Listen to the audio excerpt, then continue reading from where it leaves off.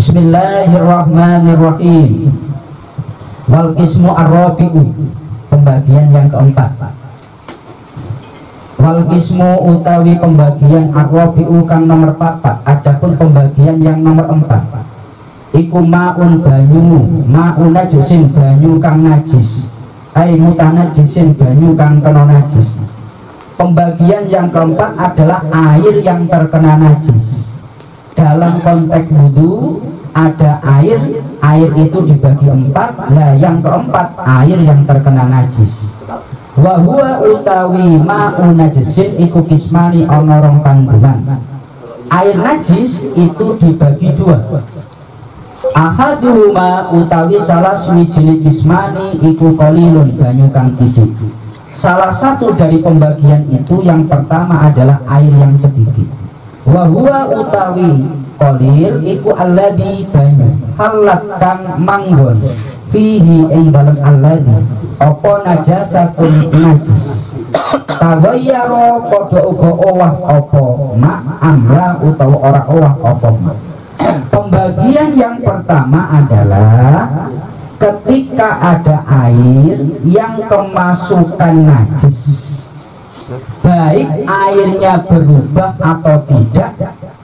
Wa huwa ay wal halu annahu ma'un wa huwa utawi alladhi halat fihi najasa. Ay wal halu tegese utawi tingkai banyu iku anau temu sedune banyu iku ma'un banyu dunal kullataini kang kurang sangka rong kolak, yakni dan airnya itu sedikit. Air najis dibagi 2. 1 air yang kemasukan najis dan keadaan airnya itu sedikit, kurang dari 2 wal. Maka ini tidak diperbolehkan untuk digunakan wudhu. Airnya sedikit, kurang dari 2 kolak dan terkena najis.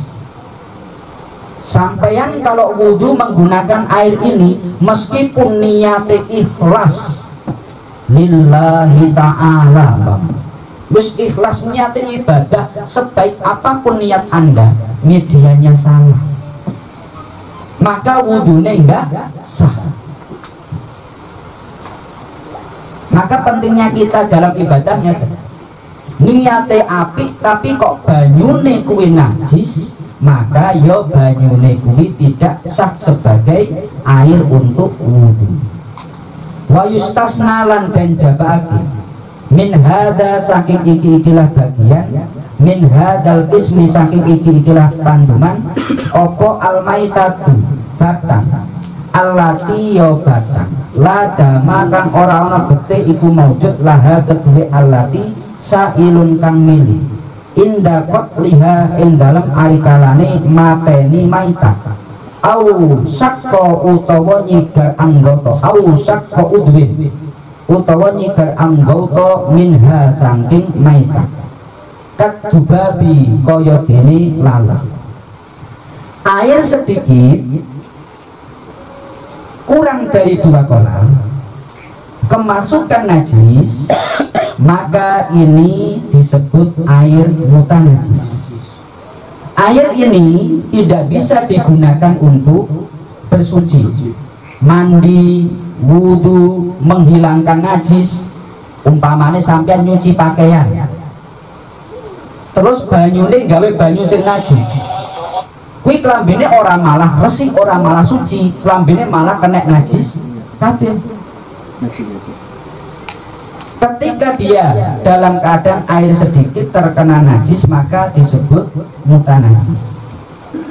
Tapi najis itu kan macam-macam, ada darah, ada bangkai, wonten apa malih, ada kencing, ada kotoran, wes bae najis macam-macam.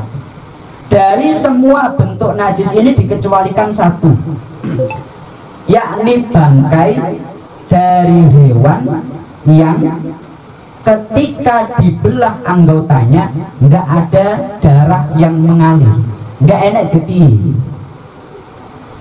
Jadi hewan yang kalau dibelah nggak memiliki darah, maka ini bila masuk pada air yang sedikit, airnya ini tidak menjadi najis.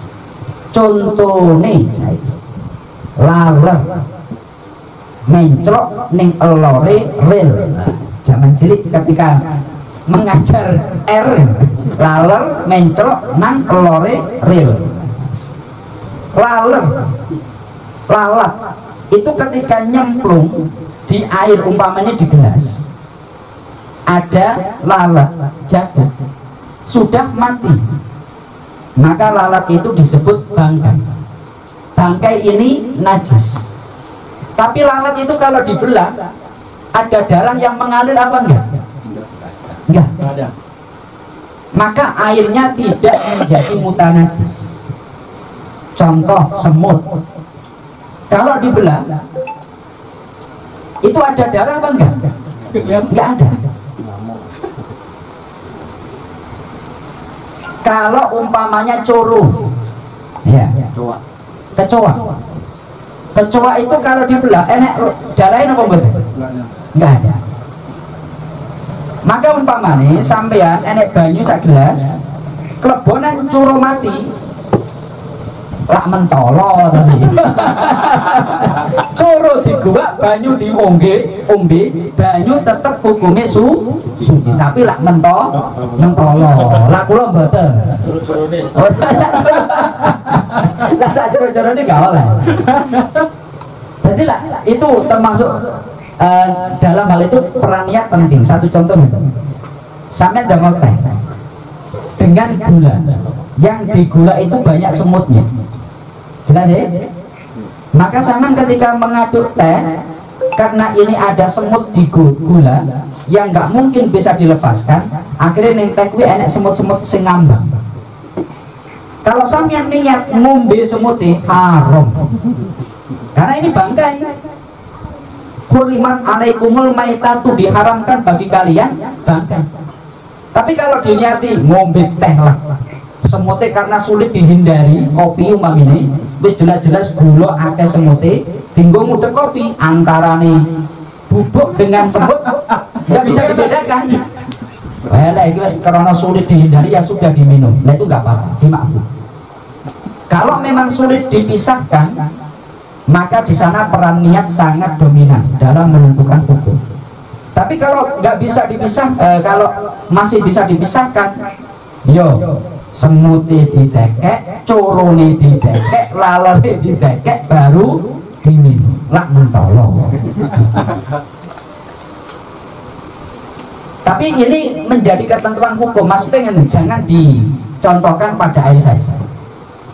Di kamar mandi kita, airnya kurang dari 2 kolam, kemudian kejatuhan cicak.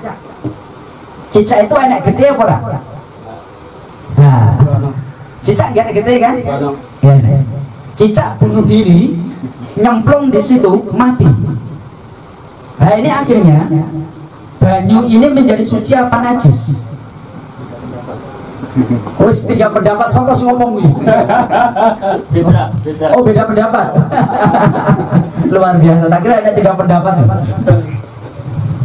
Umpamanya kejatuhan lalat atau kejatuhan yang lain.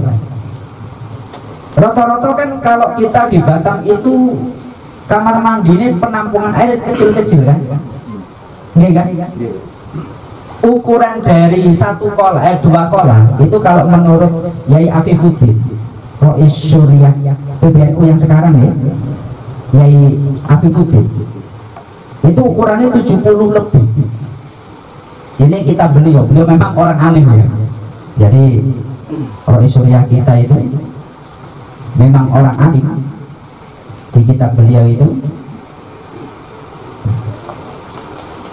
beliau menyampaikan bahwa ukuran 2 kolam itu setara dengan 448 liter. 448 liter. Kalau pada satu wadah yang persegi itu 76,5. Jadi 76 persegi itu yang disebut dua kolam menurut Yai Afifuddin. Jelas ya? Kira-kira bak yang ada di rumah kita 76 apa betul? Nggak ada. 60. Hah? 60 rata-rata ya? Rata-rata 60 itu enggak bek kan? 60 enggak bek. Saya ulangi ini. Ya memang kalau menurut Takdir Rosadida itu memang sedikit lebih di bawahnya.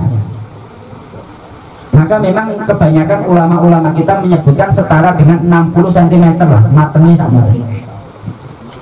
Tapi itu penuh, maksudnya penuh. Jadi kurang dari dua kolah maksudnya.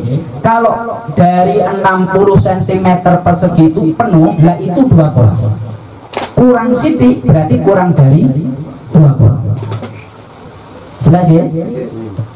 Jadi makanya kita harus memperhatikan ini.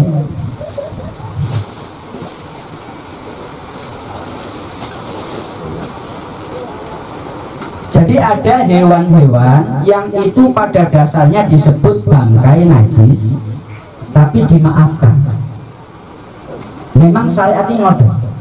Syariat itu memang keras, tapi dalam satu perkara yang sulit itu menjadi longgar.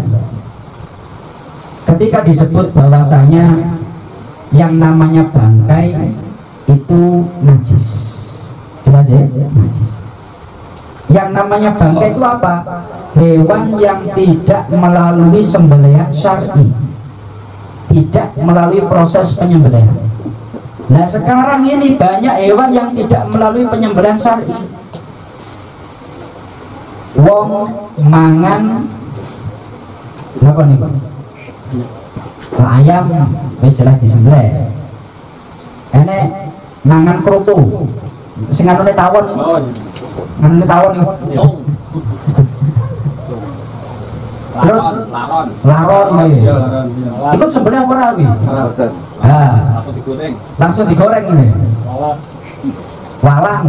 Tapi lah walang itu memang menurut nas hadis itu nggak apa. Ada banyak hewan-hewan yang tidak sembelih, lalat contohnya. Nah secara aturan bahwa tidak melalui sembelihan syar'i itu jenenge bangkai. Jadi kita itu jangan menganggap yang namanya bangkai itu kalau ada kucing mati, tikus mati, semut pun kalau mati tanpa sembelihan yang disebut bangkai. Yang hukum bangkai itu najis. Tapi karena ini sulit dihindari, kita kok menghindari semut sing mati ya sulit. Oh di mana-mana ada semut. Maka disitulah syariat memberikan kelonggaran bahwa dalam hal ini nggak apa-apa. Idza syaqqa al-ihtirazu anha, kalau sulit menghindari hal itu hukumnya malah jadi mudah. Nah syaratnya dari hewan yang tidak memiliki darah tadi yang jatuh pada air dan air tetap menjadi suci, ilang tutroh lamun ora den cemplungake apa maitah fihi ing dalem mak. Bila memang tidak dilemparkan. Kalau dilemparkan enek lalat, kita sengaja bangkai lalat kita lemparkan ke kamar mandi, ya jelas kuwi najis kabeh. Tapi kalau lalat bunuh diri di kamar mandi, maka itu dimaafkan. Walam yatawayyar lan ora, walam yuwayyir bulan orang wahati apa maitah engma, dan tidak sampai merubah air. Wakadalan iku kaya mengkono-mengkono ma'an najasatu utawi najis allati yo najis la yudrikuha kang ora nemu ing najis apa atorfu peninggal. Seperti halnya bangkai hewan yang sulit dihindari adalah najis yang tidak tampak mata. Ada najis nggak tampak mata masuk ke dalam air yang kurang dari 2 kolak, maka itu tidak apa-apa. Fakulun mongko utai saben-saben suwijine min huma saking karo-karone maitah utawa najasa ikulah yunajisu ora najisake apa kul alma'i'a ing perkara kang cuwek wa yustasna lan den jabake aidon kalimane apa suarun pira-pira conto makfuratun kang den tuturake fil mabsuqati ing dalam pira-pira kitab kang den jembarake pembahasan. Wasara lan awe isyarah sapa musannaf lil kismi maring panduman asal kang kaping pindho minal kismi saking panduman arabi kang ping 4 dikaulihi kelawan pengendikane yang musannaf au kana utawa ana apa mak ana iku kathiron akeh rupane kulata ini rongkol faksara mongko luwe akeh fatawayyara mongko owah apa mak siron kelawan kidik au kathiron utawa akeh atau airnya sekarang lebih dari 2 kolah tapi sudah berubah ya. Air sekarang airnya banyak lebih dari 2 kolah tapi wis berubah, airnya itu sekarang menjadi baunya betul-betul nggak enak gara-gara kemasukan najis, airnya sekarang berubah tercemar gara-gara kemasukan najis. Nah meskipun airnya banyak, kalau sampai berubah karena najis, ya hukumnya najis semua. Jelas ya? Kalau airnya sedikit, kemasukan najis, selama najisnya adalah bangkai hewan yang sulit, yang tidak ada darahnya, dan tidak dilemparkan dengan sengaja, dan tidak merubah air tetap suci. Tapi kalau airnya banyak, itu umpamanya dilempar bangkai nggak masalah, dilempar najis nggak masalah, selama nggak berubah. Kalau berubah baru itu menjadi mutanajis. Jelas ya? Nah ini makanya solusi ini. Ulama itu ya memang kadang rada enek gayanya. Kalau menurut madhab Maliki, kan seringkali kita itu dalam satu kondisi yang kondisi itu kita mau nggak mau itu kalau menggunakan airnya kecil. Di madhab Syafi'i sulit. Umpamanya sekarang kita kalau di Jawa itu, di terminal atau di stasiun, kita ketika istinja banyune wis kotor, uwake betul, kotoran cecak, kotoran tikus sebagainya. Tapi kita kalau nggak bersuci dengan itu, nah terus piye? Masa ape kepek kan? Nah di sinilah perang. Kalau di fikih madhab Syafi'i itu ada namanya Imam Ar-Royani. Imam Ar-Royani itu beliau ya sama dengan madhab Maliki. Kalau di madhab Maliki selama air tidak berubah, meskipun kemasukan najis tetap suci. Itu yang jadi solusi. Ya sering pulau kalau di rumah yang memakai madhab Maliki ini, umpamanya meskipun ukurannya 60 cm tapi banyunya kurang, ini kan banyunya kurang. Ini kalau kena najis sedikit semuanya sudah jadi mutanajis. Kalau ingin mensucikan kudu dimberke, wah ini ngemberke waktunya suwi ini. Apa meneh kalau umpamanya keranin metune banyu sidik-sidik. Alhamdulillah di BDSD banyunya lancar terus. Kalau dulu waktu di legenda itu kadang dalam satu waktu banyunya cilik. Oh iya, wonten Pak Nur nih saksi nih. Kadang bajunya cilik. Jadi oh. Kadang kalau nunggu ember, ya suwi. Maka ini solusinya mengikut madhab Maliki. Meskipun banyunya sithik, selama nggak terjadi berubah, meskipun kemasukan najis, selama nggak berubah, menurut madhab Maliki tetap sah. Dilalai di madhab Syafi'i ada namanya Imam Ar-Royani. Beliau itu yang menyampaikan bahwasanya air sedikit selama tidak berubah, maka itu meskipun kemasukan najis, ya hukumnya tetap sah. Ya hukumnya tetap sah. Wah karohu Ar-Royani. Jadi pendapat madhab Maliki itu dipakai oleh Imam Ar-Royani. Imam Ar-Royani itu bahkan beliau yang menyampaikan zakat pakai uang di madhab Syafi'i. Di madhab Syafi'i ada ulama yang membolehkan zakat pakai uang, tapi Imam Ar-Royah ya hanya saja kalau di mazhab Syafi'i nanti terbentur di dalam kitab Al-Majmu' Imam An-Nawawi mengatakan pendapat-pendapat itu dalam mazhab Syafi'i. Cuma Ar-Royani itu beliau paling ngomong ini, seandainya Imam Asy-Syafi'i hidup pada saat ini pasti pendapatnya sama dengan saya. Yakinnya dengan pendapatnya itu sampai ngomong umpamanya delok fenomena di Batam, wong kalau diwai beras tapi diwai duit lebih seneng duit, wong lebih butuh duit daripada butuh beras. Kira-kira kalau Imam Syafi'i urip zaman saiki pendapat ini boleh uang apa enggak? Koyok-koyok oleh lah panas loh koyok-koyok kok. Imam Ar-Royani beliau itu wani ngomong. Jadi laukol Asy-Syafi'i laukana Asy-Syafi'i hayyan laqala ma qultu. Seandainya Imam Asy-Syafi'i itu hidup pada saat ini, ucapannya atau fatwanya akan sama seperti saya. Saking yakinnya dengan pendapatnya. Padahal pendapatnya berbeda dengan Imam Asy-Syafi'i. Cuma tuntutan keadaan. Makanya di sana itu kalau untuk sebuah fatwa memang kita kadang-kala itu harus betul-betul bijak, nggak hanya sekedar tekstualis. Karena kalau tekstualis repot nih. Kembali kepada pembahasan bahwasanya air yang najis itu dibagi dua. Ada air yang najis sedikit, bila kemasukan najis semuanya jadi mutanajis. Ya, air sedikit bila kemasukan najis semuanya disebut mutanajis.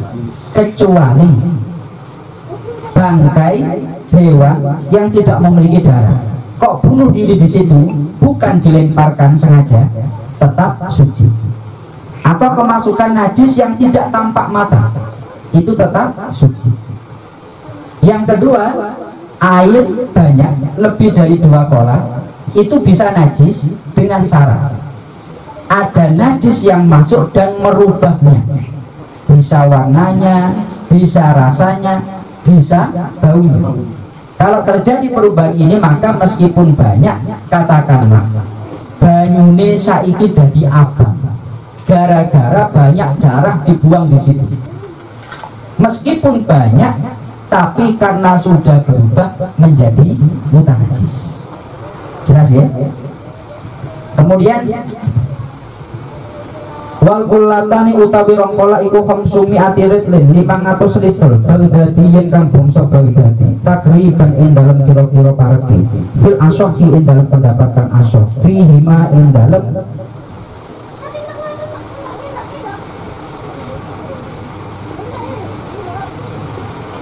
fihi ma kenapa apa? Fihi ma Fima ya, Fima. Iya, Fima wakil. Oh, kulatan bagian kulatan. Fihima ing dalem kulatan. Waridlu utawi ritel al-Baghdadi kang bangsa Baghdadi indan Nawawi ing dalem menurut Imam Nawawi iku mi'atun 100 wasamaniyatun lan 8 wa isruna lan 20 apane dirhaman warbatu asba'in lan 4/7 dirham wa arba'atu asba'i dirhamin lan 4/7 4/7 dirham wa tarokalan tinggal sopan musonifu kiai musonef isman ing sak panduman khomisan kang kaping 5 wa utawi khomis iku alma'u banyu al-mutahhiru kang ngocekake al-haramu kang haram den gunakake kal wudu'i kaya dene wudu bimain kelawan banyu mansubin kang den wosok au musabdalin utawa banyu kang den cawisake lisurbi maring minum. Sebetulnya ada pembagian yang kelima. Pembagian yang kelima itu air yang suci mensucikan tapi haram. Ya, suci mensucikan tapi haram. Contoh nih, air dari gosok, maling nyolong mencuri air orang, umpamanya terjadi melakukan perjalanan yang ada cuma air air kemasan nih, air botolan, Aslinya itu kayak Pak Nasrul ini, jatah Pak Nasrul, tapi sengaja saya ambil, saya gunakan untuk wudhu. Karena airnya suci, ya wudhu nih sah. Jelas ya? Tapi haram karena ini dia mengambil harta milik orang lain, hak milik orang lain. Itu sama. Ada orang, dia itu karena sholat nggak ada pakaian, akhirnya pakaiannya nyolong, gosok. Kemudian baju itu digunakan untuk sholat, sholatnya sah, tapi haram. Jelas ya? Saya kira diterap nih dalam kasus yang lebih luas. Ada orang dia bangun masjid di tanah yang bukan haknya, sholatnya sah, tapi kenapa kok? Umpamanya sama sholat api, tapi kok nggawe barang milik orang lain, hukumnya wudhu api, tapi kok menggunakan air orang lain, hukumnya haram. Aku pakai contohnya. Nah terus dulu itu enek ulama sing napa niku sing dalam usul fikih. Perdebatannya itu kemudian bergeser kepada lalu kalau seperti itu hukumnya piye? Sholatnya kan sah. Itu untuk ganjaran. Haram itu untuk dosa. Nah terus piye iki? Umpamane enek wong dia itu mencuri pakaian digunakan untuk sholat id, dia nampak saat Idul Fitri pakai pakaian baru mencuri, sholatnya sah api karena pakaian menutup aurat, tapi pakaian itu dari mencuri itu haram. Nah terus nasib dia itu di akhirat gimana? 50-50. Pindah-pindah lah.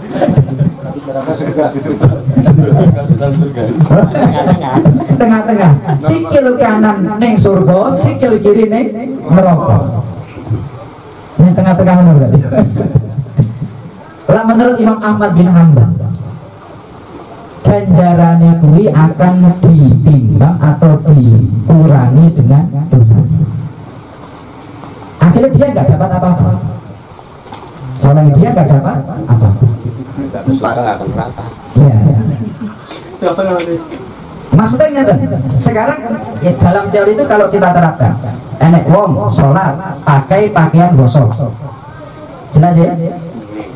Dari sisi sholat itu ganjaran, dari sisi gosok itu dosa. Nah terus ini kan terus terjadi.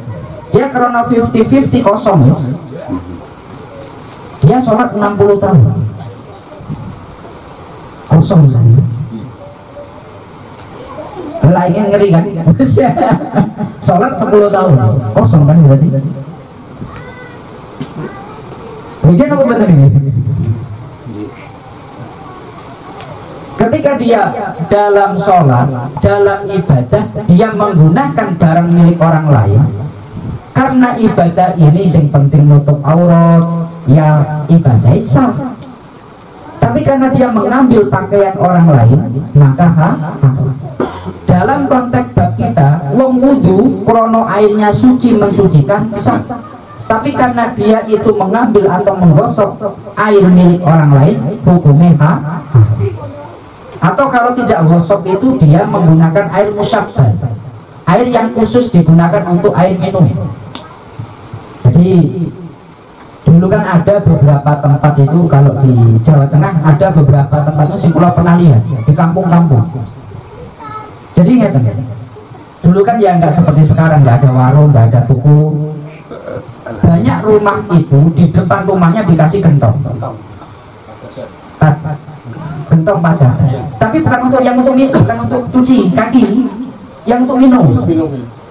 Kendi lah, kendi, bukan gentong, kendi. Kendi itu kan disiapkan oleh tuan rumah kalau enek wong melakukan perjalanan ngelak ngombe.